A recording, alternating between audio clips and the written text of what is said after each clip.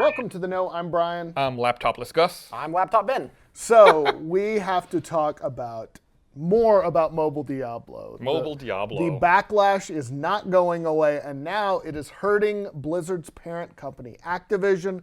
Their stock took a huge dive, 7% on Monday. It's down another 0.7% today. So do we have another EA situation? Do we have another thing where, like with Battlefront 2 and its microtransactions, it ended up hurting the parent company? There's also a change.org position, so look out. Hold on. Yeah. That's it. Now. It's done. It's official. To cancel the launch. Change.org is involved. The trailer on YouTube is now at 3.4 million views, 18,000 likes, okay? 468,000 dislikes. Ouch. All right. That's way worse than the Change.org petition, by the way. That's Yeah.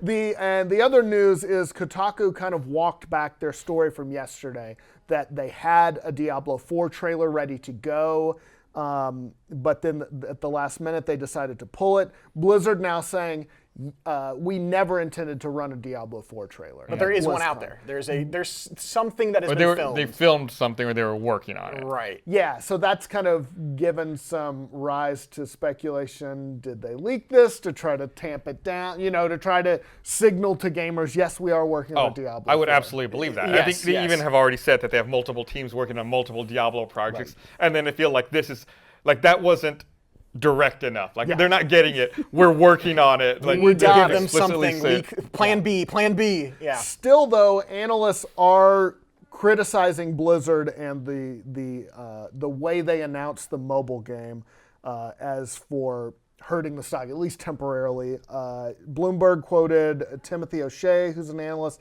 Diablo is supposed to be Blizzard's first shot on goal into the big global mobile game market. Games like this attract large, harder core mobile audiences in Asia, and the Diablo franchise is popular in the US, China, Europe, and Korea. A lot of people basically saying, and we've said this before, the fact that they held that announcement to the very end, I think is a lot of the issue that people have. I think so. I think that hype was built up for it, and everyone was expecting a lot bigger of an announcement. I think if this had just been another announcement or not hyped up in the position it was or in the manner that it was, that everyone would have been like, okay, cool. Or if they had gone like the Fallout Shelter route and waited till it was further along in development, I could say clearly, here's the game, it's coming out. Right. Maybe not even today. It's coming out next week or in a couple months, or to have more concrete information, people would feel better about it. The fact that it's like announced so early in such a prime spot, it's like, why are you doing this to us? I think even if they had just not announced anything at all at BlizzCon, it probably would have resulted better than what's currently going on. If they had just come out and said, guys, we're working on Diablo 4, we'll have something for you. We have, even if they maybe like slightly mentioned something on like teams are working on multiple Diablo projects and just left it that. Not something to end BlizzCon with that a lot of people were really excited and expecting something for the PC gamer base. And then it just kind of fell flat. I kind of equate this a little bit to stand-up because this is kind of a performance like BlizzCon. Like they're giving you a sustained performance. And a hard and fast rule of stand-up is you end on your best joke. Right. You end on your strongest thing. That's when you get the big cheering, the big response. You don't end on something you just wrote or you're just trying out, because then if it doesn't get a response, people are just going to be like, And that's the memory they leave with. Yeah, and like, oh, he didn't finish strong. And that's what I feel like they did here. And instead, I think the move, I would have end on Warcraft 3 Remastered. That's the crowd pleasing. People were happy about that. Yeah. I think it's like I think we've seen this, and it's not news. Like you said, it works in stand-up. It works in all kinds of presentations. Apple was well known for many years with their Steve Jobs one more thing. Right. It's like, what are they going to have at the very end? That's when the cool thing's going to happen. Exactly. I think Warcraft 3 would have been an excellent one more thing as well. It wasn't really expected in terms of like their usual properties they're currently working on. Right. So there had been rumors about it. They'd had some murmurs about that earlier this year. Yeah, I think just the optics of it, and then people, you don't want to get booed by your hardest core fans and people who paid all the money to go out to BlizzCon, to airfare, to stay. They're not there for mobile games, I don't think. That's not Blizzard's core audience, and so I think this was definitely a misstep. But I'll get to this in a second. So the stock is taking a hit.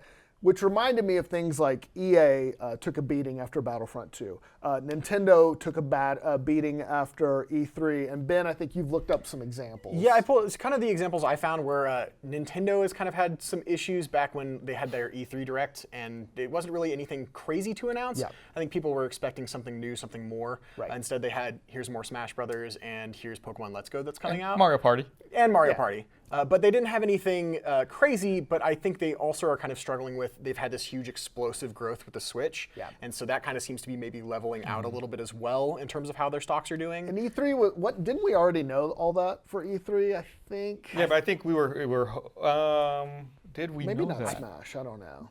I don't remember. Yeah. I'll look it up. Yeah. It was. There's kind of a multitude of things I think that could go with how their stock is going, and they've slowly kind of been falling down since then, but there hasn't been any kind of drastic swing. Right. Sony had a little bit of an issue when they were kind of struggling with what to do with crossplay, and they were like holding their ground for we don't With need Fortnite. crossplay. Yeah, on Fortnite. Yeah. Which Fortnite is so big, it kind of makes sense, but they only saw a 2% drop, I think I saw in this article, and they've just slowly been rising since then. Yeah. Well, they've had a good, they've rebounded. Yeah, they've had a good- They've had fantastic titles this year. And then the other one is EA. EA has kind of been the biggest one where they saw backlash with Battlefront 2 back in 2017, I think in November, and then now they're seeing issues with Battlefield 5. They've recently come out with their announcement that like Battle Royale mode isn't coming out with the game, things like that. They moved the release date to try to get around some other titles. And now also their stock has just been slowly dipping kind of over the last year. And I think earlier this year they had an earnings miss, which means that analysts kind of predict what your earnings are going to be. Well, we think your company's going to make this much money, and if you hit that or beat it, it's good. People kind of buy your stocks, but if you miss it, generally you kind of drop. There's sort of some disappointing results. Also, if you make more money than you're supposed to, that's also bad because you don't actually. The thought is you don't understand your business. Right. You have to hit a very narrow window. It's really tricky to navigate. Either you don't understand your business or you're committing fraud. Right. So it's like neither of which is you're making good. too much money. Right. So it'll be interesting to see if Blizzard and Activision stock, because they're the parent company, if their stock rebounds. Analysts are still predicting that Diablo Immortal, the mobile game, will do well. Bloomberg quoted Brian Nowak, who's a Morgan Stanley analyst, suggested it could eventually have more than 200 million monthly active users. It could generate annual earnings of as much as $2.52 a share. That's kind of stock talk, but 200 million monthly users is a ton. I'm curious to know how they extrapolate this earnings projection because we don't even know anything about the style of monetization we're going to have in this game. Right. Whether it's free, freemium, or it's a one-time purchase. Right. They very much said they're going to develop the game and see how that evolves before making any commitments on that front. Right. That being said, I mean, I know a lot of people are upset about the game, upset about the way it's presented. Right. I think it's a game I would play. Really? It's a game I would install, and I've got no problems with it personally. I think the messaging was not handled as well as it should have been, but I'm a Diablo fan. I've played all the Diablo games, and I'll play this. I agree. I think it's easily accessible, which is the biggest thing, and overseas especially, they have a huge mobile market. In America, I think it'll also do really well. I don't know what their pricing structure is going to be, but we'll see. I mean, you look at Fortnite. Fortnite is huge on mobile. You see kids in high schools like having to dump their phones at the beginning of class just to. Oh, seriously? Yeah. Oh, wow. Teachers make sure they take kids' cell phones because they'll just sit in class and play Fortnite on mobile. But it's easily accessible, especially for someone that doesn't need to buy a PC or a console. It's easy. I was born access. too early. Yeah. We didn't have anything. We had Game Boys that looked like toasters, and they played Tetris. I also wonder if this means that Blizzard will speed up a Diablo 4 announcement. You know what to try to get something official out there. I really? hope not. No.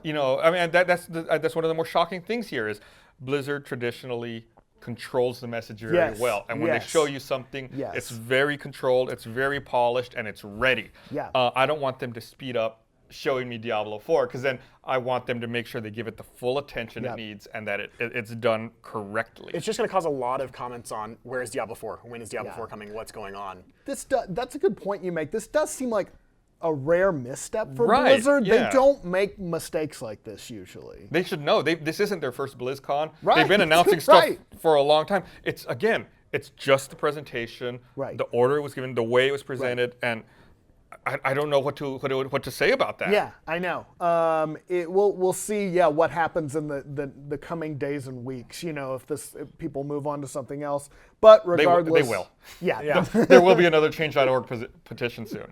But not a good look right now. And for right now, Activision, if you're looking to buy some stock, maybe look at Activision. Now's the time. Yeah, exactly. All right, so that is about it. What do you guys think of all the commotion over Diablo Immortal? Do you think it's going to have a lasting effect on Blizzard and Activision? Sound off in the comments, and we'll see you later.